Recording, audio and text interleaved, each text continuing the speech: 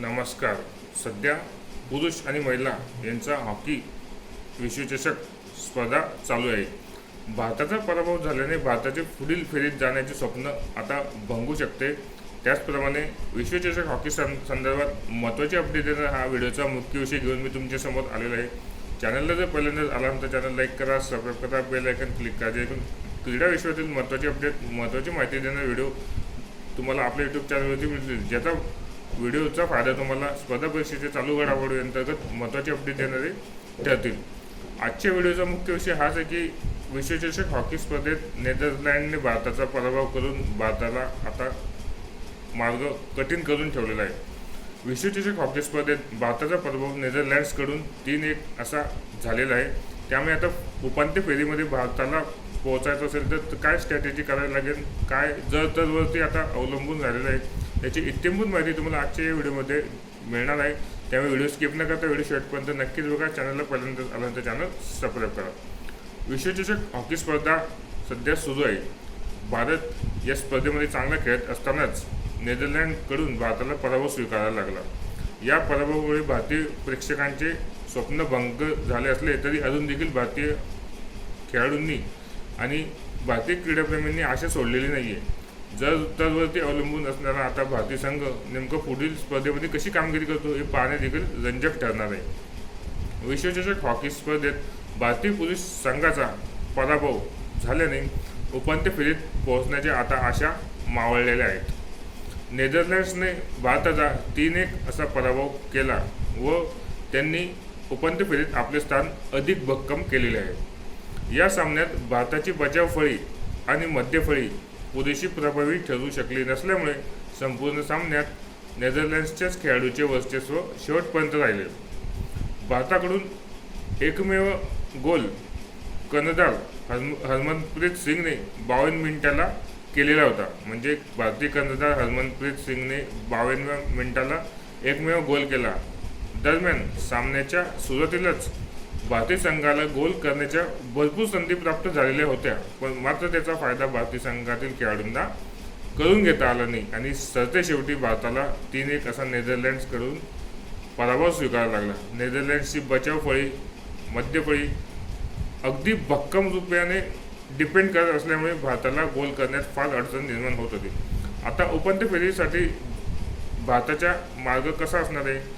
उपांत्य फेरीमध्ये जाण्यासाठी भारताचा मार्ग आता अगदी खडतरच बनला आहे. यंदा विश्वचषक हॉकीमध्ये उपांत्यपूर्व ऐवजी क्रॉस ओव्हर पूल सामने खेळवले जाईल.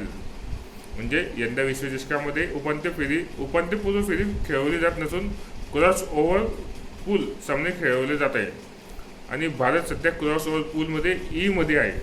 त्याचप्रमाणे भारताला जर पुढे पोहोचायचं असेल, उपांत्य फेरीत जायचं असेल तर त्यांना आता पुढे चांगली कामगिरी करावी लागणार आहे. नेदरलँडच्या विजयामुळे नेदरलँडचे आता 6 गुण झालेले आहेत. नेदरलँडने आधीही एक सामना जिंकला होता. एका सामना जिंकल्यानंतर 3 गुण मिळतात. भारताविरुद्ध जिंकल्यानंतर नेदरलँडचे 6 गुण झालेले आहेत.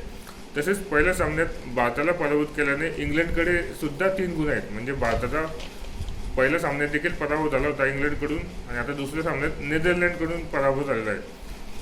आणि भारत, नेदरलँड, इंग्लंड हे एकाच गटामध्ये असल्यामुळे आता या गटातून फक्त 2च संघ उपांत्य फेरीत पोहोचणार आहे. त्यामुळे भारताच्या आशा जवळपास मावळल्याच आहेत. तर दुसरीकडे या गटातील भारत आणि अर्जेंटिनाचे गुण 0 आहेत. भारत आणि अर्जेंटिना अजून गुणांचं खातं सुद्धा उघडू शकलेलं नाही. या दोघींचे गुण 0 आहेत. केवळ अव्वल 2च संघ थेट उपांत्य फेरीत प्रवेश करणार आहेत. त्यामुळे भारताचा सामना पुढील अर्जेंटिना विरुद्ध आहे. त्यामुळे अर्जेंटिना विरुद्ध विजयी मिळवला तरीही भारताला केवळ 3 गुणांवरच समाधान मानावं लागणार आहे. अशा स्थितीत भारताला इतर संघांच्या निकालावरती अवलंबून राहावं लागणार आहे. जसे की इंग्लंड त्याचे पुढील दोन्ही सामने हरणे, इंग्लंडला पुढचे दोन्ही सामने हरले तर भारताला थोडीफार संधी मिळू शकते. आणि भारताने अर्जेंटिनाला मोठ्या फरकाने पराभूत केले तर म्हणजे अर्जेंटिना विरुद्ध नुसतं विजय मिळवून चालेल का? तर नाही, मोठ्या फरकाने म्हणजे 7-8 गोल करून त्यांना एखादा गोल करू द्यायचा, असं मोठ्या फरकानं भारताला अर्जेंटिना विरुद्ध जिंकावं लागेल. नेदरलँड्स विरुद्धच्या पराभवामुळे जवळपास भारताचे स्पर्धेतील आव्हान हे संपुष्टातच आलेले आहे. त्यामुळे पुढील सामन्यात अर्जेंटिना विरुद्धच्या सामन्यात भारतीय संघ नेमका कसा खेळतो, काय स्ट्रॅटेजी आहे, उपांत्य फेरीत भारताला संधी मिळेल का, याची इत्यंभूत माहिती देणारे व्हिडिओ आपल्या यूट्यूब चॅनलवरती येऊन जाईल. माहितीपर व्हिडिओ असतील. स्पर्धा परीक्षा तयार करणाऱ्या विद्यार्थ्यांना चालू घडामोडी अंतर्गत माहिती व्हावी याच उद्देशाने आपण क्रीडा क्षेत्रातील विविध खेळाडूंची माहिती असलेले व्हिडिओ पोस्ट करतो. त्याचा विद्यार्थ्यांना फायदा होताना दिसून येते. विश्वचषक स्पर्धेतील हॉकी स्पर्धेतील पुरुष संघाची कामगिरीचा आढावा आपण या व्हिडिओच्या माध्यमातून घेतला आहे. पुढील सामन्यात भारताची नेमकी स्ट्रॅटेजी काय असायला हवी, भारताला जर दररोज अवलंबून राहिलं भारतीय संघ पुढे उपांत्य फेरीत जाईल का, हे पाहणं आता रंजक ठरणार आहे. आपल्या चॅनलला तुम्ही पहिल्यांदाच आला असाल तर चॅनल लाईक करा, सबस्क्राईब करा, बेल आयकॉन क्लिक करा, जेणेकरून असेच नवीन व्हिडिओ माहितीपर व्हिडिओ खेळाची माहिती खेळाडूंनी केलेले विक्रम तुम्हाला आपल्या यूट्यूब चॅनलवरती व्हिडिओच्या माध्यमातून मिळून जाईल. तसं एवढेच. धन्यवाद.